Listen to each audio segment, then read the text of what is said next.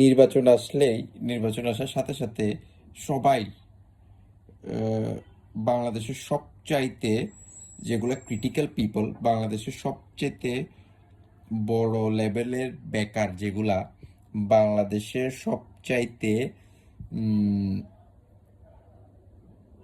Big big ক্রিমিনালগুলাই বলবো আমি direct, biggest ক্রিমিনালসগুলা মানে এমন একটা বেশ ধারণ করে, এমন একটা কি বলবো ক্যারেক্টারের মধ্যে ওরা ঢুকে যায়।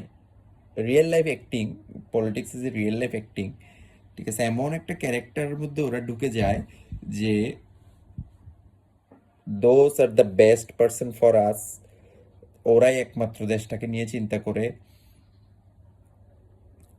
ওরাই একমাত্র উপড়ে ফেলতেছে সবকিছু, ওরা না থাকলে এই দেশটা কি যে হবে, ওরা আসলে না থাকলে দেশটা কোনোভাবেই আর আগাইতে পারবে না, ধ্বংস হয়ে যাবে। এবং অনিবার্য, তাদের বিকল্প কিছু নেই, এরকম একটা আমরা সিচুয়েশন দেখতে পাই যা এখন আপনারা পাচ্ছেন। বর্তমান নির্বাচনকালীন সময় এখন আপনারা এই সিচুয়েশনটা দেখতে পাচ্ছেন। দেখবেন সবাই কেমন জানি ফেরেস্তা হয়ে গেছে, অনেকেই উৎপেতে বসে আছে যে নির্বাচনের আগে কোনো ধরনের কোনো ঝামেলা করা যাবে না, যা হবে সবকিছু পরে হবে, এখন ধৈর্য ধরো, এখন কোনো না কোনোভাবে ম্যানেজ করো। কিন্তু কাউকে মানে আমরা ভালো হয়ে যাচ্ছি ব্যাপারটা এরকম না, নির্বাচন পর্যন্ত আমরা নেতারা নির্দিষ্ট একটা সময়ের জন্য আমরা ভালো থাকবো, এটা একটা মানে সিচুয়েশন আর কি।